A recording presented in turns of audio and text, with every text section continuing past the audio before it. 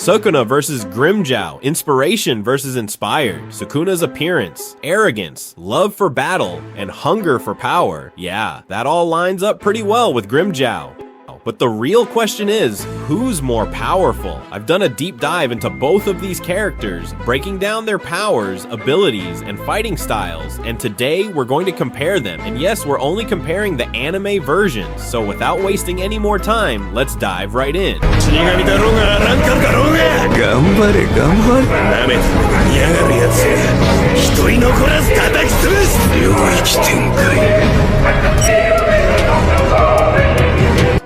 Sukuna, also known as Ryomen Sukuna, is one of the most feared and powerful cursed spirits in the world of Jujutsu Kaisen.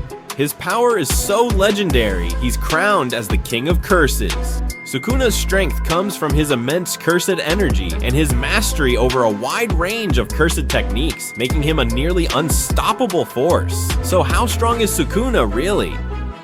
With his overwhelming cursed energy, this dude can easily overpower most sorcerers and curses. In his fight against Megumi, he showed his incredible strength by effortlessly wiping out every Shikigami Megumi threw at him, and beating the shit out of Megumi with a smile. Seriously, Megumi is practically the punching bag of Jujutsu Kaisen. Like the video if you felt sad for Megumi, he deserves better. But anyway, let's get back on track. Sukuna also has insane healing powers because of his cursed energy. He's one of the rare sorcerers who can use the reverse curse technique, which means he can heal himself and others in an instant. Remember when he casually restored Yuji's heart and pulled him back from the brink of death? Yeah, he didn't do it out of the kindness of his heart, but because Yuji's body is the vessel that allows him to exist in the modern world. It's mainly for his own survival.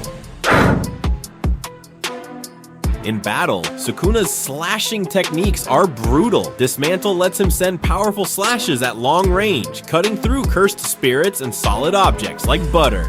Then there's Cleave, a more precise version that adjusts its power to match the strength of his target, guaranteeing a single strike can take down even the toughest opponent, like when he went up against Mahoraga, who can adapt to any technique thrown at him. Sukuna pulled out the ultimate combo, mixing Cleave and Dismantle to completely overpower Mahoraga. And if slicing and dicing weren't enough, bro got a fire technique called Divine Flame, which he used to roast Jogo. Imagine being fire-based cursed Sprit and still getting roasted by someone else's cursed flames that make his own powers look like a birthday candle. What a sad ending for him.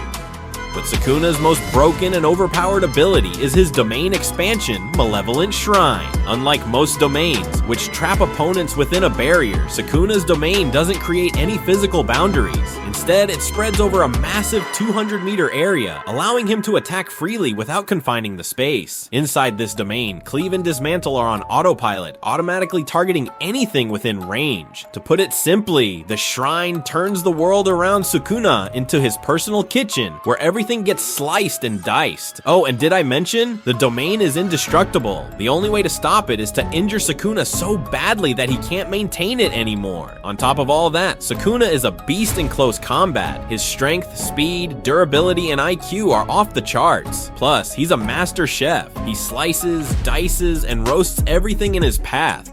Now, let's talk about the inspiration. Grimmjow Jaeger Yaquez, the wild and ruthless Espada, is one of the most iconic villains in Bleach. This guy has an insane amount of spiritual pressure. You can practically feel it as soon as he steps into battle. Ranked as the 6th Espada in Aizen's army, Grimmjow is known for his brutal fighting style and his obsession with becoming the strongest. When we first saw him square off against Ichigo, his presence was downright terrifying. Even when Ichigo used his Bankai, Grimmjow completely overpowered him with just his bare hands, and he did it with ease. Ichigo's speed and strength, which had worked against other enemies, felt like child's play to Grimmjow. He blocked, dodged, and countered Ichigo's attacks without breaking a sweat. Every time Ichigo tried to fight back, Grimmjow stayed one step ahead, treating the whole battle like a game. By the end, Ichigo was barely conscious, while Grimmjow walked away without a scratch.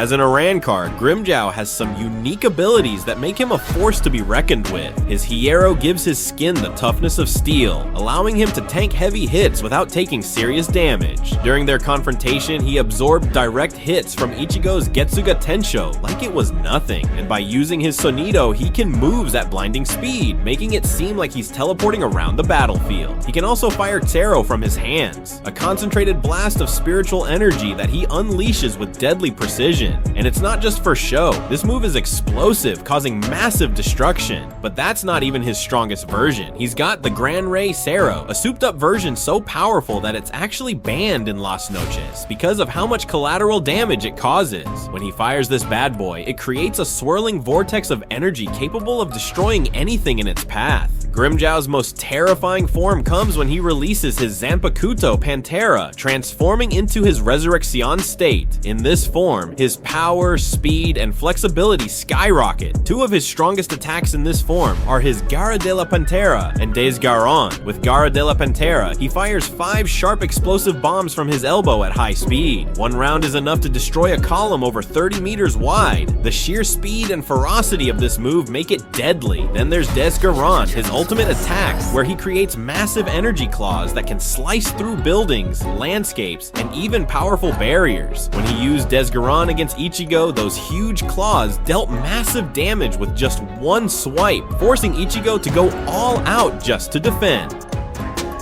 Now, I know some of you are thinking, Grimmjow isn't that strong because his Desgarron got blocked. Gara de la Pantera didn't affect Ichigo, and he lost the fight. Plus, he doesn't have many feats. But let me clear that up for you. First off, Grimmjow was fighting Ichigo, the guy who's basically in a constant state of leveling up. By the time their final fight came around, Ichigo had unlocked his hollow powers, which made him way stronger than he was when they first fought. So yeah, Desgarron got blocked, but not because Grimmjow was weak. Ichigo just got a serious power boost. If you think his attacks are weak just because Ichigo could handle them, you're missing the point. So yeah, Grimmjow's strength is undeniable. It's just that Ichigo kept leveling up with every fight. Oh, and let's not forget, Ichigo's the protagonist of the show, so of course it makes sense that he'd get the upper hand eventually.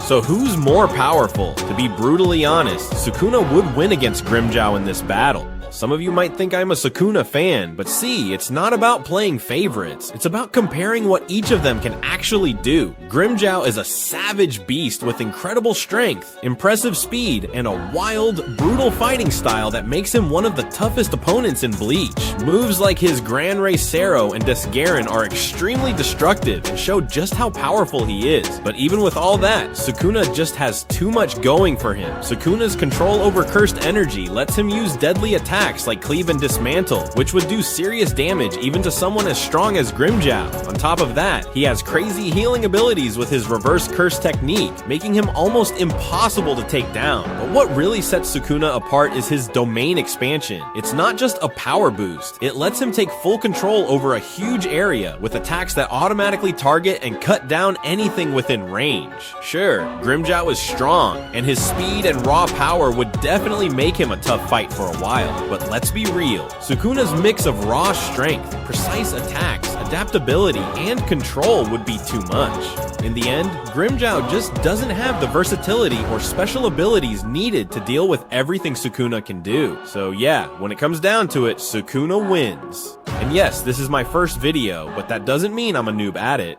Yeah, maybe I'm not great at scripting yet, but I know my research is solid. At first, I also thought Grimmjow would stomp Sukuna, that's why I made this thumbnail. But after digging deeper, I realized what's really up. If you enjoyed the breakdown and want to see more like this, make sure to hit that subscribe button. Your support means the world, and it helps me keep making content for you guys. Thanks for watching, and I'll catch you in the next one.